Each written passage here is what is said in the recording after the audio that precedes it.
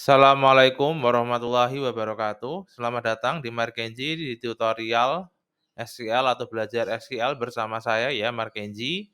Nah, di sini kita akan belajar yang pertama, yang selanjutnya adalah Data Definition Language atau DDL singkatannya. Nah, yang akan kita pelajari pertama adalah SQL Syntax. Nah, di sini SQL Syntax itu untuk meringkas beberapa perintah yang membuatmu dapat melakukan berbagai perintah, komen, dan operasi. Nah, di sini SQL Syntax itu bisa dalam bentuk query ya teman-teman, misalnya select, bintang, from, apa gitu. Nah, di situ lebih meringkas banget ya, kalau kita ingin kayak mengambil nge-query contoh query. Kalau di sini SQL Syntax untuk DDL itu seperti create, nanti selanjutnya, sorry tadi untuk, yang DDM, itu untuk create dan mungkin drop atau alter. Nah, di situ kalau kita ngebuat sebuah tabel, itu jauh lebih ringkas. Jadi kita cuma berapa nama, mungkin tipe datanya kolomnya, dan juga tipe datanya nanti. Nah, di sini di data definition language atau DDL itu ada sebuah sintak. Nah, sebuah statement yang telah didesain untuk digunakan untuk membuat atau memodifikasi struktur data objek. Contoh adalah tabel tabel pada SQL.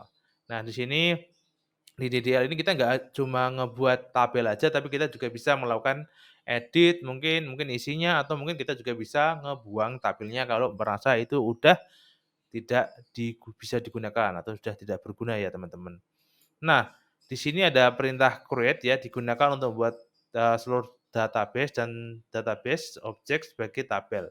Seluruh database dan database objek sebagai tabel.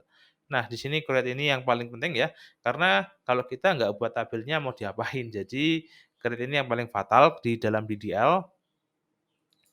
Nah, ini, adalah format ya, yang teman-teman bisa pakai, mungkin berbeda-beda dalam SQL dan lainnya, tapi di MySQL ini create tabel name, kolom 1 tipe datanya apa, kolom 2 tipe datanya apa, kolom 3 datanya apa, dan seterusnya, teman-teman.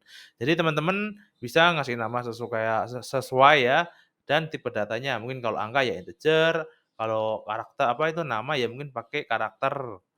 Nah, selanjutnya ini adalah create tabel name, kemudian di sini ada kolom 1, kolom tipe datanya. Nah, di sini, contoh ya ketika kita, buat tabel namanya person, ini udah ada nih namanya dan ini tipe datanya. Ketika dibuat, dia akan menghasilkan yaitu person ID, last name, first name, address, saat ini masih kosong ya, masih dalam bentuk tabel kosong, belum ada isinya empty ini. Nah, kemudian ini adalah tentang create tabel. Nah, teman-teman, kita akan belajar tentang pernyataan alter tabel. Alter ini dapat digunakan untuk menambah, menghapus, dan mengedit nama ya. Ini ada add, remove, rename. Nah, di sini alter tabel, misalnya kita pengen ngedit ya, alter tabel kita ingin nambahkan kolom ya di dalam, tabel yang kita buat, misalnya di sini ya. Di sini tabelnya masih terlihat ya, apa namanya, udah ternambah nih nambah email jadi person, last name, first name, address, city, yang sebelumnya sudah ada nama emailnya. Nah, di sini ini email ini dimasukkan ke sini namanya, ini email dan ini karakternya. Jadi nanti dia bentuknya karakter. Sebanyak berapa? 225. Jadi kalau lebih dari 225 ini, akan nggak bisa ditulis lagi, cuma mentok di sini berapa karakternya. Nah, di sini kita juga akan belajar yang namanya drop tabel ya. Jadi kalau ada tabel nih teman-teman, tabel kemudian kita drop, ya hilang tabelnya. Kita nggak nemuin tabel itu lagi. Nah, di sini akan kasih contoh yang namanya penggunaan alter rename di kolom ya.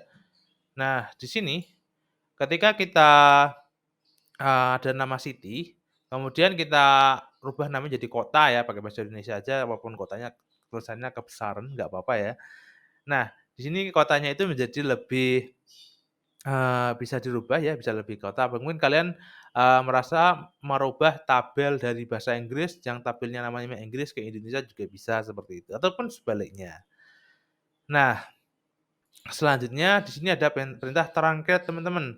Nah, truncated ini menghapus data di dalam tabel, namun tidak menghapus tabel itu sendiri. Maksudnya gimana ya?